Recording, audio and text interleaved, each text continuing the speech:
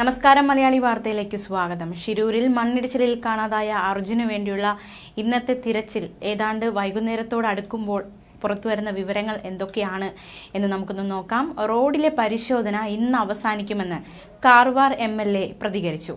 നാളെ മുതൽ ഗംഗാവലി പുഴയിൽ സജീവമായ പരിശോധന നടത്തുമെന്നും അദ്ദേഹം അറിയിച്ചു.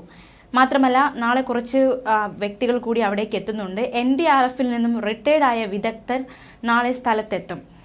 മാത്രമല്ല, ഡ്രെഡ്ജിംഗ് സാധ്യതകൾ കൂടി പരിശോധിക്കുകയാണ്. ഇതിനുള്ള അനുമതി തേടും. കരയിൽ കണ്ടെത്താനാകുമെന്നായിരുന്നു പ്രതീക്ഷ.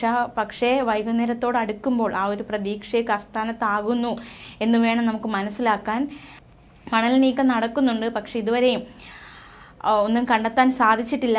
മാത്രമല്ല, ഈ ഒരു സാഹചര്യത്തിൽ ഈ മണൽക്കൂന മാറ്റിയിട്ട് അവിടെ കണ്ടെത്താൻ സാധിച്ചില്ലെങ്കിൽ തീർച്ചയായിട്ടും പുഴയിലേക്ക് തന്നെ ആയിരിക്കും ഇനി അന്വേഷണം നടക്കുക. അത്തരത്തിലൊരു നീക്കമായിരിക്കും ഇനി നടക്കാൻ പോകുന്നത്. അതേസമയം ഹൈവേ ഇന്ന് തുറന്നു കൊടുക്കാൻ സാധ്യതയുണ്ട്. മലയുടെ ഭാഗത്തെ രക്ഷാദൗത്യം ഇന്ന് അവസാനിപ്പിച്ചാൽ ഹൈവേ ഇന്ന് തുറന്നു കൊടുക്കാനാണ് സാധ്യത. പുഴയോരത്ത് അടുത്ത 15 ദിവസം ആർമിയും നാവികസേനയും പരിശോധന നടത്തും.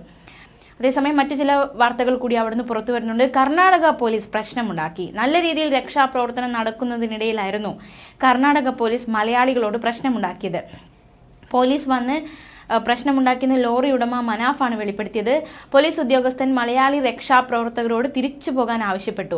മാത്രമല്ല, രഞ്ജിത്ത് ഇസ്രായേലിനെ മർദ്ദിച്ചെന്നും മനാഫ് വെളിപ്പെടുത്തിയിരിക്കുകയാണ്. ലോറി എവിടെയെന്ന് ഏകദേശ ധാരണയായപ്പോൾ ക്രെഡിറ്റ് എടുക്കാനായിരിക്കും അവരുടെ ശ്രമം എന്നാണ് മനാഫിന്റെ ആരോപണം.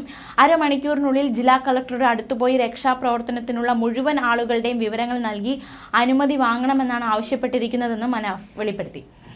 അതേസമയം റോഡിലെ റഡാർ പരിശോധനയിൽ 2 ഇടങ്ങളിൽ കൂടി സിഗ്നൽ കിട്ടിയിരുന്നു.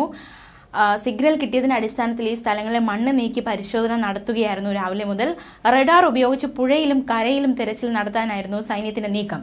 അതിനിടയിലാണ് പ്രതീക്ഷ നൽകി 2 ഇടങ്ങളിൽ കൂടി സിഗ്നൽ കിട്ടിയത്. ഈ സിഗ്നൽ കിട്ടിയ പ്രദേശത്തൊക്കെ വലിയ രീതിയിൽ മണ്ണ് മാറ്റിക്കൊണ്ടിരിക്കുകയായിരുന്നു.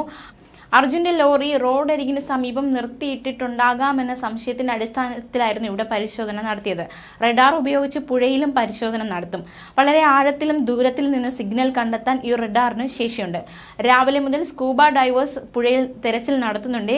മണ്ണിടിച്ചിൽ നടന്നതിന് സമീപത്തുള്ള ഗംഗാവലി പുഴയിലാണ് സ്കൂബ ഡൈവേഴ്സ് പരിശോധന നടത്തിയത്. പുഴയിൽ മൺകൂനയുള്ള സ്ഥലത്തായിരുന്നു പരിശോധന. അർജുന്റെ ലോറി പുഴയിലേക്ക് പോയിരിക്കാനുള്ള സാധ്യതയും സൈന്യം തള്ളിക്കളയുന്നില്ല. പുഴയിലെ പരിശോധനയ്ക്കായി കൂടുതൽ ഉപകരണങ്ങൾ എത്തിക്കാനുള്ള തയ്യാറെടുപ്പിലാണ് നാവികസേന.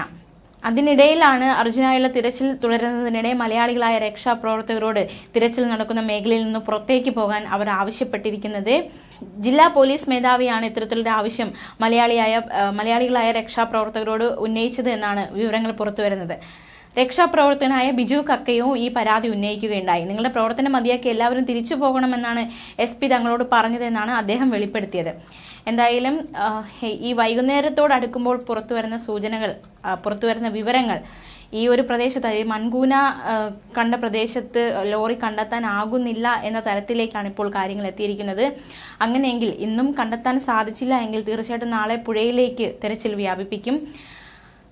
എന്തായാലും പ്രതീക്ഷയോടെ ഏവരും ഉറ്റുനോക്കുകയാണ് അർജുൻ്റെ മടങ്ങി വരവിനായി. ന്യൂസ് ഡെസ്ക് മലയാളി വാർത്ത.